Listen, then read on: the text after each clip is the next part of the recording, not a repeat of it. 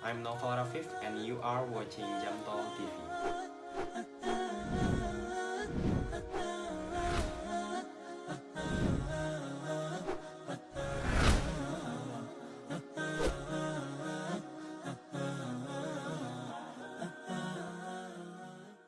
Sebenarnya sih saya nggak ada public figure yang benar-benar saya kagumin secara gamblang banget.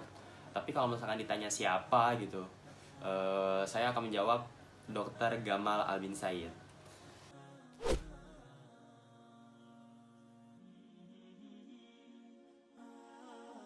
Jadi Gamal Albin Said ini beliau adalah seorang dokter. Beliau adalah dokter lulusan dari Universitas Brawijaya dan waktu itu kebetulan saya mendapatkan kesempatan buat wawancarin beliau.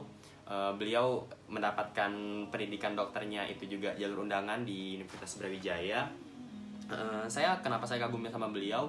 Beliau itu adalah seorang dokter yang dimana kita tahu dokter itu secara finansialnya mereka pasti terjamin lah. Tapi beliau tidak cukup dengan itu gitu. Beliau justru banyak memotivasi orang, beliau jadi motivator.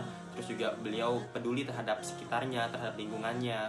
Dan bahkan beberapa usaha-usaha rintisannya dia, beberapa lembaga yang dia pimpin itu dimulai dari kesadarannya dia terhadap banyaknya kekurangan yang ada di lingkungan kita sekarang. Terus peduli terhadap sekitarnya, terhadap lingkungannya. Dan bahkan beberapa usaha-usaha rintisannya dia, beberapa lembaga yang dia pimpin itu dimulai dari kesadarannya dia terhadap banyaknya kekurangan yang ada di lingkungan kita sekarang. Terus juga saya pengen bilang ke kalian kenapa kagum banget sama Gamal Albin Said. Jadi saya pernah ngeliat videonya, beliau memotivasi orang tapi audiensnya bukannya cuma 100 orang, 200 orang, atau nggak cuma 500 orang, cuma 700 orang.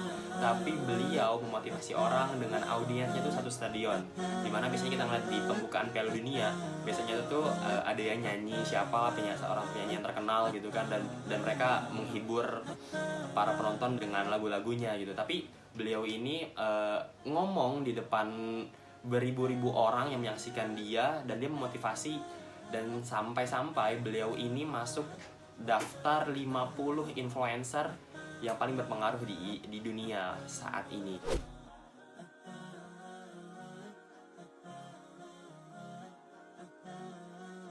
Kalau misalkan ditanya seperti ini sih, bisa dibilangin iya sih.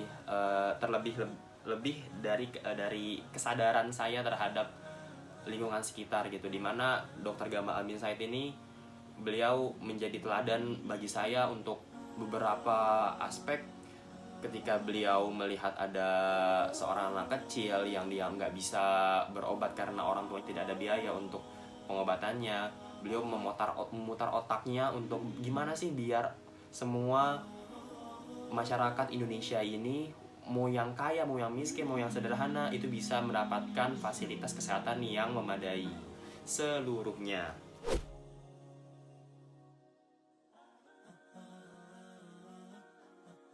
Bagi saya penting banget dong. Tapi di sini saya tidak berbicara bahwasanya pendidikan itu hanya pendidikan formal ya. Pendidikan itu sebenarnya orang tua menyayangi anaknya saja itu sudah termasuk dari pendidikan gitu. Jadi kita harus rubah dulu mindset kita. Pendidikan itu bukanlah harus di sebuah kelas terus kita belajar bawa buku banget, enggak lah. Tapi kalau misalkan pendidikan itu di luar dari kelas juga, di luar dari sekolah juga, itu sebenarnya sedang kita lakukan gitu.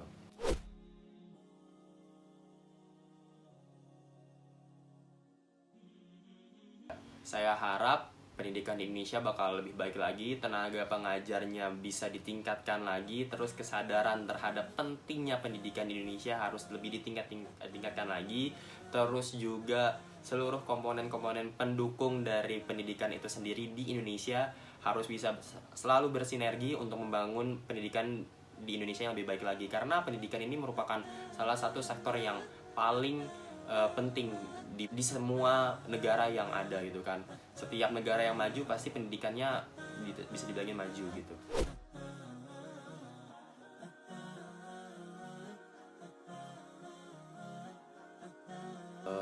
Saya nggak terlalu banyak ngekuas itu, nggak banyak bacot lah, nggak banyak kata-kata lah, tapi saya hanya ingin mengutip satu ayat dari Al-Quran. A'udzubillahi minasyaitonirrajim. Wala tahinu wala tahzanu wa antumul a'launa in kuntum mu'minin.